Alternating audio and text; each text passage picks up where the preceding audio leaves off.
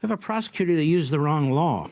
And I don't care how many former federal prosecutors and phony experts go on TV because they have a law degree and they think they know something when they know nothing. Most of them have spent their lives as ambulance chasers. Now I know why the people hate lawyers. I don't blame them, except for my wife and me, of course. Here's the bottom line. The Espionage Act has no applicability to this. Tell me, how many people have been prosecuted under the Espionage Act since 1917 who were president or vice president up until today? Zero. Lyndon Johnson took classified information with him. He had one of his aides keep it. They put it in an envelope. Johnson said, "Not till I die, give it to my library." And then the library got it, and they were sitting on it for 50 years. They were told to, involving top secret information about Vietnam and tapping the phone of Richard Nixon. Nobody remembers that. Isn't that weird? And of course, you have the Hillary Clinton example. You know, Hillary Clinton was never investigated for obstruction, Sean. It's not even that they didn't even investigate her. They didn't investigate her for perjury.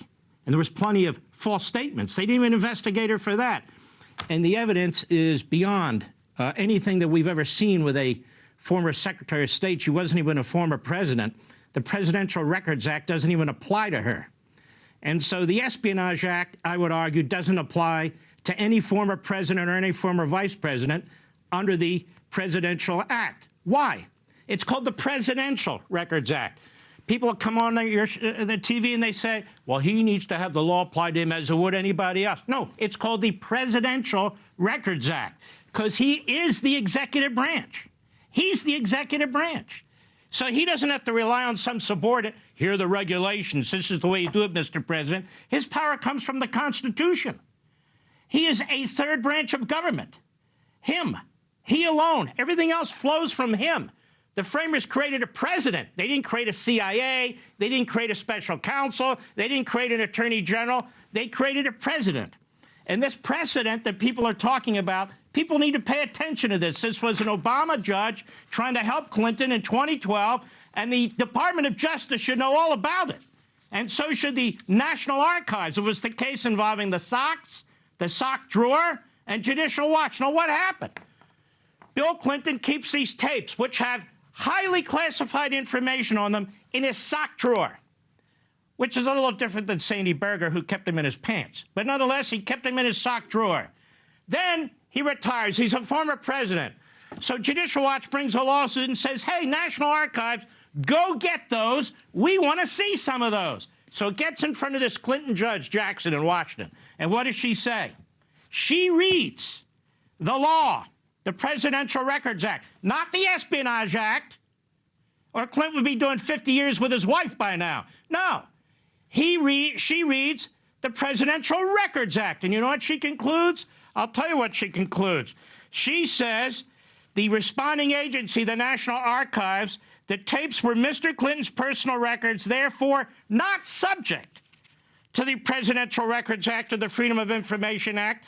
The government's position was that Congress had decided the president, and the president alone decides what is presidential record and what isn't. This is why they want to keep talking about the Espionage Act and not the Presidential Records Act. We had a legal analyst come on this network a few hours back, and he says, Presidential Records Act doesn't apply. It's the Federal Records Act because these documents weren't created by the Oval Office. I said, how much dumber is this going to get before this is over?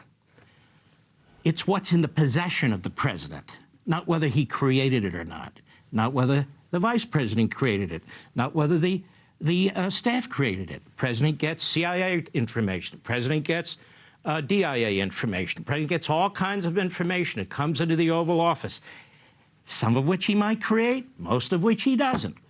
One other thing, I have a question. For Bill Barr in particular, who's been very poisonous. Bill Barr, why wouldn't the prosecutor seek a civil remedy if he wants to seek any remedy at all? Why wouldn't he go to the court and say, I need an order, Your Honor, order them to turn all this stuff over under the Espionage Act? Well, if the judge is smart, the judge will say, get the hell out of my courtroom. What's this have to do with the Espionage Act? But maybe they're not so smart. Maybe they're as dumb as the guy that signed the warrant. And so what happens? You need three elements. You need an order. And what are the elements? For contempt. A judge can say, okay, I ordered you to turn him over and you didn't. Okay, they go back to the government and say, hold him in contempt. Civil contempt. A valid order exists, clearly defining an obligation. The accused party has the ability to comply with the order. The accused party has willfully refused to comply with the order. Then they're held in civil contempt. Judge can decide if one of the lawyers goes to jail or something. You don't say, you know what, we're going to move this, as Barr did, stupidly actually, we're going to move this from the Presidential Records Act to the Espionage Act. Well, how did they do that? They decided to criminalize the case. This entire prosecution comes from the criminalization of the case. The wrong statute.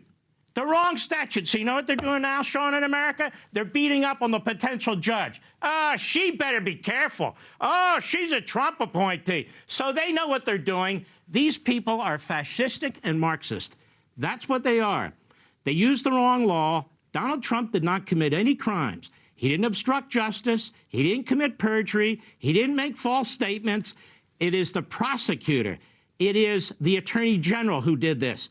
And one other question for Merrick Garland. What the hell is it going to take you, pal, to appoint a special counsel against Biden? Allegations of bribery, 17 potential tapes. And yet, you know what, Sean? The Attorney General knows all this. The FBI didn't turn this stuff over without briefing the Attorney General. They have a very big table. I think it's on the 5th floor, and he sits there, and they tell him what he's going to do. Same with this prosecutor. The Attorney General is the Svengali behind it all. And the Deputy Attorney General is the Svengali behind the Attorney General. It's the wrong law. No president's ever been charged with violating the Espionage Act. Not Lyndon Johnson. Hillary Clinton wasn't charged. She wasn't even investigated for obstruction of justice. And one last thing. I do have to give Joe Biden some credit.